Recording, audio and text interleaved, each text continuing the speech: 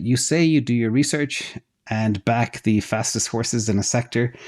From there, you will look for a competitor who could be the potential next leader. BYD, a Chinese manufacturer, is making huge moves in New Zealand and Australia and has similar characteristics as Tesla. Is BYD Tesla's biggest competition? And if not, who are the potential competitors?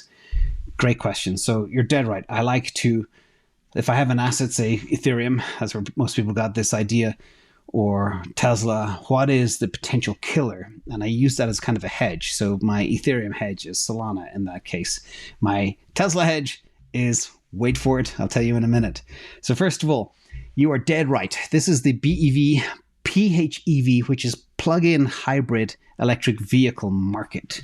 And you can see, and this is only H1 20, whatever year it was, but you can see that Tesla is all green, all EVs, and BYD beats them in volume as they go forward. But half of the BYD volume is plug-in hybrids.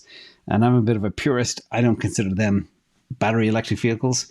They're kind of like cheating. So yes, BYD is the biggest competitor, and then you have other names down the line of who's chasing. But you're dead right. They are the big two, and they are the ones that are scaling up and doing huge volume. And you see a lot of them in New Zealand and Australia by sheer virtue of the fact that they are so proximate to China. So it's easy to ship. And of course, Americans wouldn't be too quick to adopt Chinese cars just yet, but they probably will in the future. So second, let's look at all the financials across these two companies today and where they stand. And I always look at financials to identify, is something valuable, too hot, overvalued, or undervalued? So let's look at all of my common ratios here, and I color code them as well. So things that are green or orange versus red. Red is bad, green is good. So if we look at a financial perspective, look at the price to earnings ratio, non-GAAP, FY1, that's 1 year out and 2 years out. The BYD didn't publish data 3 years out, so I don't have the FY3 data. But you can see here on a PE basis, BYD is a lot more expensive. It's twice as expensive as Tesla, and a PE of 60 versus 30. Also, revenue growth, they are bang on the same. You can't make this up. They're both growing at 50.8%, 50.63%. And the compound annual growth rate, you can see that Tesla has them beat on the CAGR both for 3 years and 5 years. If you look at EBITDA growth as well, Tesla crushes it. Now, I always talk about Tesla margins, etc. Now, a lot has changed with the recession, so those margins may be squeezed. But if they're being squeezed, they have so much wiggle room to play with, they should be fine. Even if they go down to 10, 15% margins from 30%, they should just be fine. And they have a lot of stuff they can upsell to, like deals on FSD. Gross profit margin, 15% versus 26%. Again, Tesla wins. EBIT margin, 16% for Tesla, 3% for BYD. That's not good. EBITDA margin, 21 versus 7. Not too good either. And return on capital, this 5% versus 18% for Tesla. Again, Tesla smashes it. And cash from operations, very similar there, 17.5 versus 16. But look at net income per employee, 3,300 versus 112,000. So again, Tesla are heavily automated. They have the factory that makes the machine, or the machine that makes the machine, whatever they call it, in the gigafactories. And I think their manufacturing prowess is far and ahead of where BYD is. And that's shown here in these numbers too.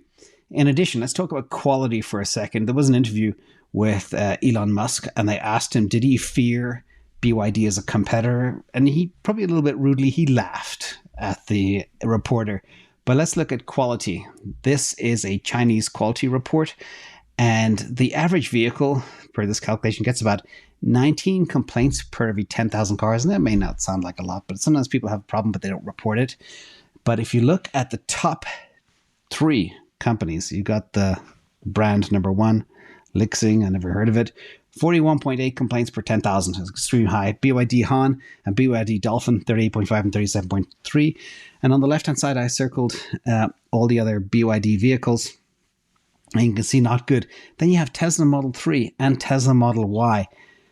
They are 4th last and last. But this is a good place to be last on a report.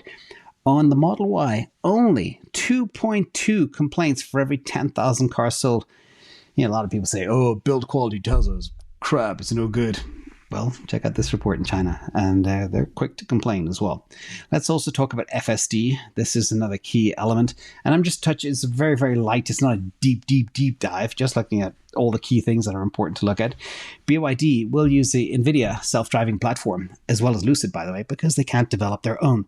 Again, AI, this type of technology is not their thing, so they'll buy it elsewhere. And we know what happens when you buy stuff elsewhere, when you OEM it or outsource it.